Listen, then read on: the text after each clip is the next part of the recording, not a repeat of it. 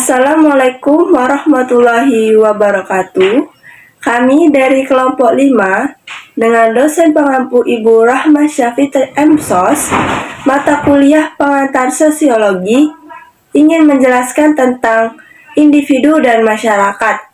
Sebelum itu, kami ingin memperkenalkan diri terlebih dahulu. Baik, perkenalkan saya Adela Kanmalitasari dengan NIM 2105020033. Perkenalkan, nama saya Yulia dengan NIM 2105020029. Perkenalkan, saya Yogi Detrawinata dengan NIM 2105020030. Perkenalkan, nama saya Heru Supraiman, nomor NIM 2105020031. Perkenalkan, nama saya Abdurrahman Alhas, NIM 2105020032. Perkenalkan, nama saya Andi Karmila Lestari dengan NIM 2105020035. Halo, perkenalkan nama saya Anggriani Kristin Huta Barat dengan NIM 2105020036. Perkenalkan, nama saya Vivi Mardianti, NIM 2105050047. Baik, sekian perkenalan kami. Selanjutnya pembahasan materi yang akan dibahas oleh saya dan teman-teman saya.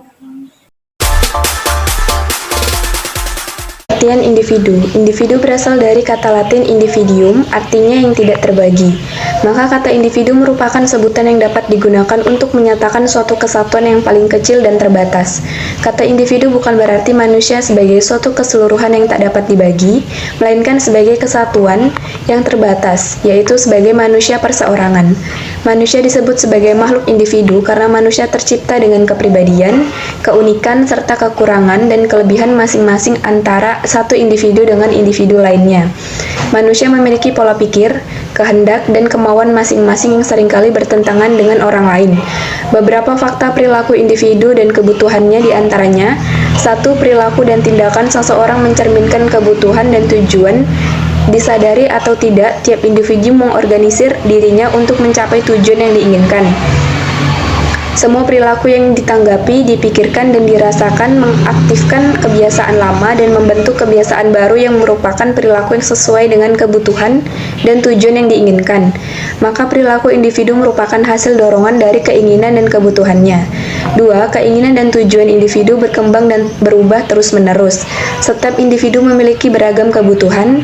Kebutuhan-kebutuhan tersebut dapat merubah seiring berjalannya waktu, tergantung pada situasi fisiologis individu dan proses interaksi yang dilakukan dengan objek lainnya, serta pengalaman yang dimiliki individu. Selanjutnya yang ketiga ialah kebutuhan dan tujuan mengorganisir diri individu manusia. Tidak hanya merespon objek dari lingkungan luarnya, tetapi juga dirinya sendiri, yakni pikiran dan perasaan. Kebutuhan yang penting dan memunculkan tujuan mampu membuat pertumbuhan dan menjadi pertahanan dari diri individu. Tujuan yang telah terbentuk dapat mempengaruhi perkembangan diri dan pembentukan konsep diri individu. 4. Munculnya kebutuhan khusus tergantung keadaan fisiologis, situasi dan kesadaran seseorang suatu saat. Pada dasarnya kebutuhan manusia terpendam dan hanya keinginan khusus tertentu yang aktif dalam mengarahkan perilaku pribadi. Timbulnya keadaan tersebut dipengaruhi oleh faktor fisiologis, situasi, lingkungan, dan pikirannya. Pada saat tertentu, seseorang memperoleh suatu kesadaran dan memunculkan keinginan tertentu. Menurut Cooley, sebagaimana dikutip oleh Willa Huki pada tahun 1982, terdapat 3 fase dalam memunculkan konsep tentang diri sendiri. Yang pertama ialah fase persepsi, yaitu apa yang dipikirkan oleh orang lain tentang kepribadian dan tingkah laku. 2. Fase penafsiran, yaitu bagaimana orang yang melihat apa yang mereka lihat di dalam diri kita. 3. Individu dengan dasar jawabannya sendiri terhadap pertanyaan-pertanyaan itu menimbulkan sejumlah perasaan tentang diri sendiri dan mengembangkan sejumlah sikap tentang dirinya sendiri, seperti sikap bangga, sombong, rendah hati, dan lain sebagainya. Selanjutnya, pengertian masyarakat. Masyarakat atau community adalah kelompok-kelompok orang yang menempati sebuah wilayah atau teritorial tertentu yang hidup secara relatif lama. saling berkomunikasi, memiliki simbol-simbol dan aturan tertentu, serta sistem hukum yang mengontrol tindakan anggota masyarakat. Memiliki sistem stratifikasi sadar sebagai bagian anggota masyarakat tersebut, serta relatif dapat menghidup dirinya sendiri. Dalam pandangan lain, masyarakat tidak dilihat sebagai kesatuan organis atau badan yang berdiri sendiri, melainkan kejamakan atau plurality yang terdiri dari banyak individu yang dalam penampakannya merupakan kesatuan. Kesatuan mereka bersifat semu. Sesungguhnya masyarakat terdiri dari kemauan-kemauan individu yang mampu memilih hidup bersama atau hidup sendirian. Dalam kehidupan sehari-hari, manusia tidak lepas dari berbagai kesibukan dan aktivitas yang bertujuan untuk memenuhi kebutuhan hidupnya. Hal ini merupakan konsekuensi dari kedudukan manusia sebagai makhluk sosial. Manusia sebagai makhluk sosial artinya manusia tidak dapat hidup sendiri dan pasti membutuhkan bantuan orang lain sejak lahir hingga meninggal atau tidak terbatas pada keluarga, saudara, dan teman. Oleh karena itu, manusia diciptakan dengan kemampuan, keahlian, dan keterampilan masing-masing yang berbeda-beda untuk saling melengkapi dan saling menolong. Perlu diketahui bahwa masyarakat tidak akan mampu berevaluasi dan tidak maju, melainkan individu karena masyarakat bergerak atas kemauan dari kesatuan individu. Jika individu tidak melakukan perubahan, maka tidak akan terjadi perkembangan dan kemajuan dalam masyarakat. Menurut Abdul Shani 1987, masyarakat sebagai community dapat dilihat dari dua perspektif, yaitu yang pertama sebagai unsur statis, yaitu community terbantu dalam suatu wadah dengan batas-batas tertentu yang menunjukkan bagian dari kesatuan-kesatuan masyarakat sehingga dapat disebut sebagai masyarakat setempat, seperti kampung, dusun, atau kota-kota kecil. Masyarakat setempat adalah suatu wadah dan wilayah dari kehidupan sekelompok orang yang ditandai adanya hubungan sosial. Di samping itu, dilengkapi pula adanya perasaan sosial, nilai-nilai dan norma-norma yang tumbuh atas akibat adanya pergaulan hidup bersama manusia. Yang kedua, sebagai unsur yang dinamis, yaitu menyangkut suatu proses yang terbentuk melalui faktor psikologis dan hubungan antar manusia yang di dalamnya terkandung unsur-unsur kepentingan, keinginan atau tujuan-tujuan yang bersifat fungsional.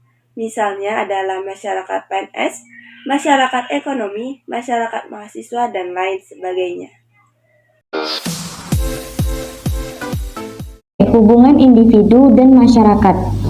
Hubungan individu dengan masyarakat bermula dari pengaruh keluarga yang kemudian membawa kesadaran bahwa dirinya berbeda dengan lingkungan sosialnya.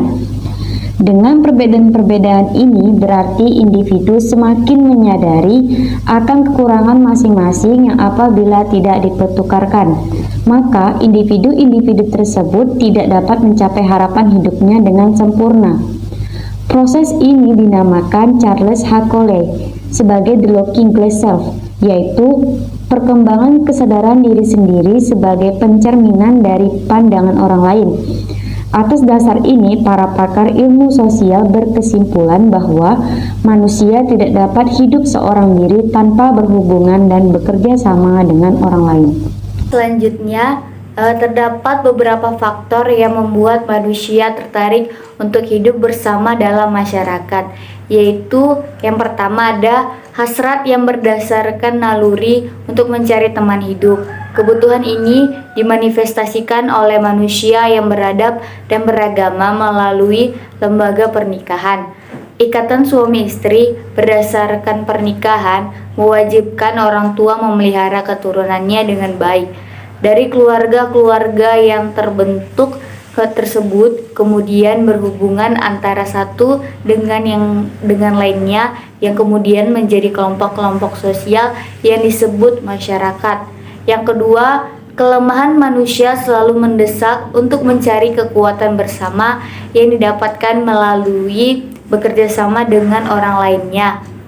sehingga dapat berlindung bersama-sama dan dapat memenuhi kebutuhan kehidupan sehari-hari dengan usaha bersama. Keadaan demikian ini juga pada akhirnya mendorong setiap manusia untuk tidak terlepas dari hidup bermasyarakat. Selanjutnya yaitu yang ketiga, status manusia. Menurut Aristoteles adalah sebagai zoonpolitikon, yaitu makhluk sosial yang hanya menyukai hidup bergolongan atau paling tidak mencari teman untuk hidup bersama, lebih suka bersama-sama daripada hidup sendiri. Yang keempat yaitu manusia hidup bersama bukan karena persamaan, sebagaimana menurut Bergson, melainkan karena perbedaan yang terdapat dalam sifat, kedudukan, dan lain sebagainya. Kenyataan hidup baru terasa dengan perbedaan antara manusia masing-masing itu dalam kehidupan bermasyarakat.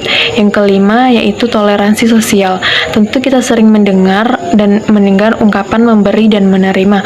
Hal ini bisa terjadi jika antara kedua belah pihak, di antara anggota-anggota kelompok, antara satu dengan yang lainnya yang telah bersedia untuk saling mengalah. Untuk seterusnya akan terjadi apa yang disebut dengan kompromi, setelah kedua belah pihak tidak saling bertentangan dan tidak mempunyai suatu pendirian yang kaku. Namun jika kompromi tidak mungkin dilakukan, maka kedua belah pihak perlu menghormati dan mengakui pendirian masing-masing. Terdapat 3 alternatif jawaban terhadap bagaimana hubungan antara individu dengan masyarakat, yaitu 1. Individu memiliki status yang relatif dominan terhadap masyarakat. 2. Masyarakat memiliki status yang relatif dominan terhadap individu. 3. Individu dan masyarakat saling tergantung.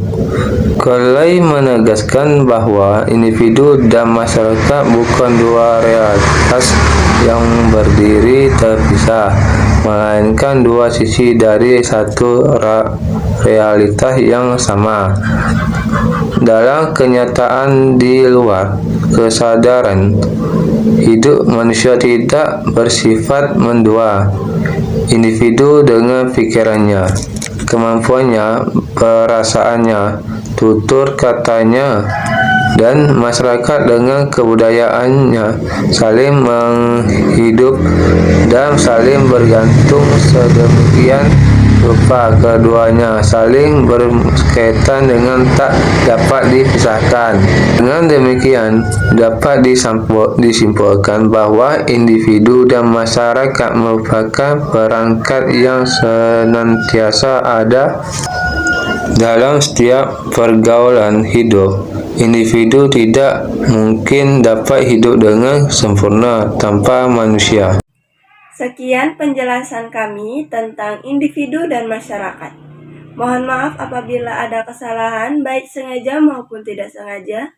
Saya tutup dengan wassalamualaikum warahmatullahi wabarakatuh.